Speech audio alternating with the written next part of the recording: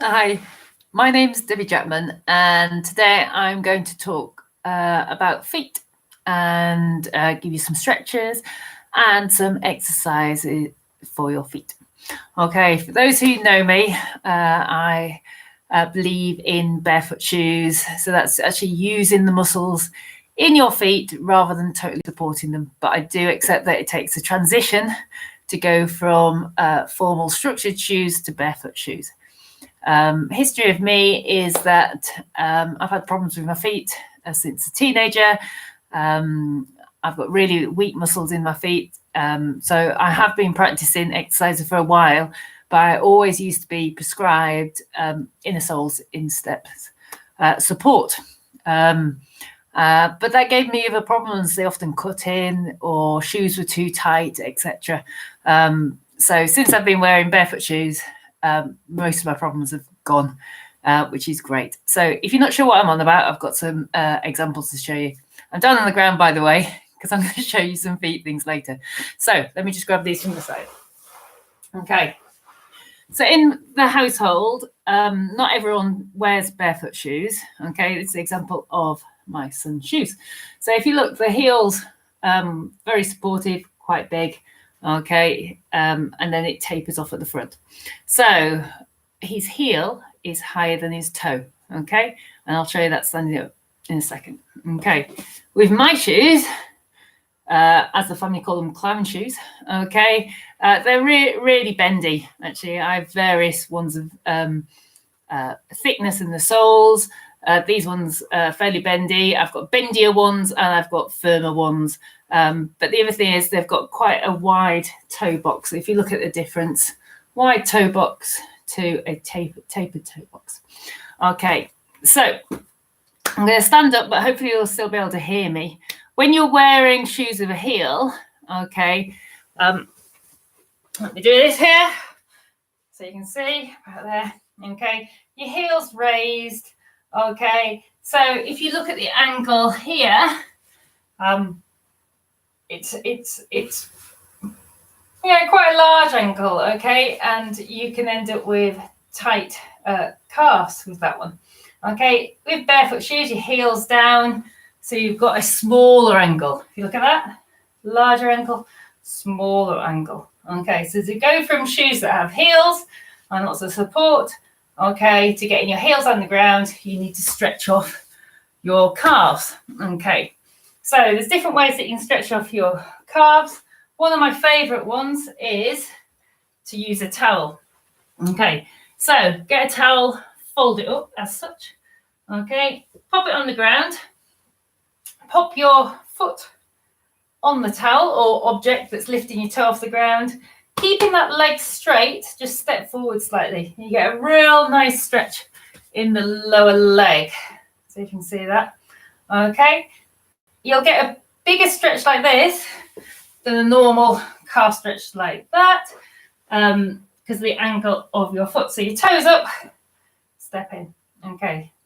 So if you want to do a stretch to the soleus, you're going to do a similar thing, but you're going to bend your leg. So you bend your leg and still step forward. So there's two muscles that we're looking to stretch, gastrocnemius and the soleus. So this is the soleus, the shorter one. Obviously, you do that on both sides. That's a really nice one. Okay, for your calf and your lower leg. Another one is, hopefully my feet are clean. Okay, feet going forward. Okay, and you can lean forward. Okay, you can use a strap if you need to, so pull on those toes, or you can literally think that your heels are going away, toes are coming back, and you lean forward. I find if you push from behind, you get a better stretch than lots of people collapsing down. Okay, so nice and tall going through there. So that's stretching the muscles and the backs of your legs to help keep them nice and strong. To keep your feet nice and flexible, there's different ways. One is to use balls. Okay, so again, hopefully you can see my feet. I have a variety of different balls. Okay, so you can just use a tennis ball. And you can do this sitting or standing, but just roll the ball around in your foot. It'll stretch the muscles, allow the bones to move a little bit with there, so that's great. So you can use that. You can use a firmer ball. I couldn't even tell you where this one looks like a dog's ball. Firmer ball. So you're stretching all those muscles, really nice and relaxed. You can do this while you're sort of working on the desk if you want to. Or some people like spiky balls for a bit more of a sensation there. So that's stretching the underside of your feet. So just like any muscles, they need flexibility and they need strength with the whole lot. So they're quite nice. They're the balls. You can also stretch your feet by taking one leg back. So you're getting a stretch on the top of your foot. You can do this standing or sitting. I've got a chair to demo, but I think you can all picture that sitting as well. So you're stretching the tops of your feet with that. So stretching your toes as well. You can do that just with your hands. So sitting or standing, just stretch, play with your toes. Give your toes some attention. You give the rest of your body. That was far too short, but yeah, pull them apart, play with them.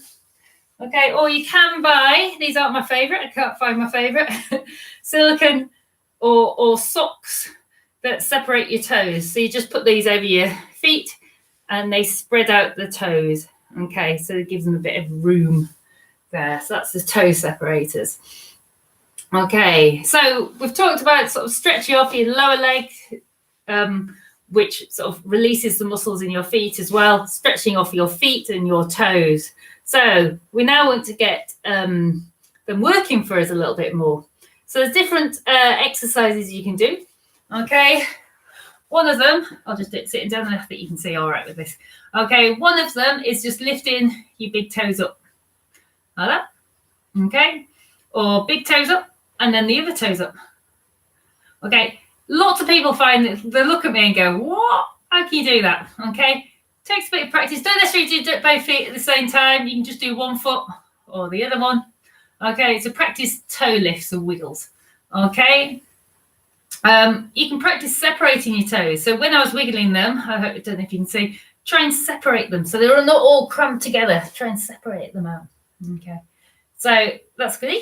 Another one is to try and drag the ground. So this is great for the muscles in the instep. So you're pushing your feet in the ground and lifting up those insteps. So you're pushing your feet into the ground, lifting up those insteps. Okay, so if I do it to the side, that's it. If you can see, so you're pushing your toes in, lifting it up. That's a really good one. Okay. Other ones are point the toe and draw circles with the toe pointing. Now, if you have a tendency to get cramp in your feet, don't point them too much or make the movement smaller. Okay, so you can go one way or the other. Okay, that's great. You really feel these muscles engaging. Okay, and you can also do this with your toes flexed. So you go around your toes flexed one way or the other. Excellent. So there are a couple. Another one is, I'm going to do this standing because I think it's better standing. So you won't be able to see me, but I am here. Okay, hold on to something if you need to. And you're just going to tilt your foot in and then tilt it out. So this is, again, getting those muscles around those ankles and your lower leg to start working. So sometimes you'll find one foot works better than the other. So it's really clinky in the whole lot. Okay. So we've stretched the lower leg and the feet. Okay. We've done a little bit of strength work for your feet. And now for your lower legs, for your calves, calf raises. So you're going to come up onto your toe and then back down. Now, if you look, I'm trying my best, hopefully you can see it, that I'm coming straight up onto those feet and back down. Okay, straight up and back down. Okay, what I'm not doing is rolling around anyway or going over. Yeah, you're coming straight up, straight down. So you're working those calves and lower legs, helps with balance. Okay. Last bit, really not too much to do with the lower legs and your feet, but it's quite useful to know. Okay. Be aware when you're walking and moving and standing that you're not got duck feet. Okay. That doesn't help your feet at all. So when you move, you're rolling in each time. It's called unducking your feet. So have your feet facing forward, okay? Ideally the outside line, okay? Facing forward, and you're coming up. That was a really bad balance there. Up and down, unduck your feet, and be aware of where your hips are. Again, because of the heels, lots of people tend to have the hips too far forward. Take them back so that over your feet a lot more. Okay, hopefully that was useful. Okay, a few ideas there for a foot workout. Enjoy. Any questions, let us know. Cheers. Bye.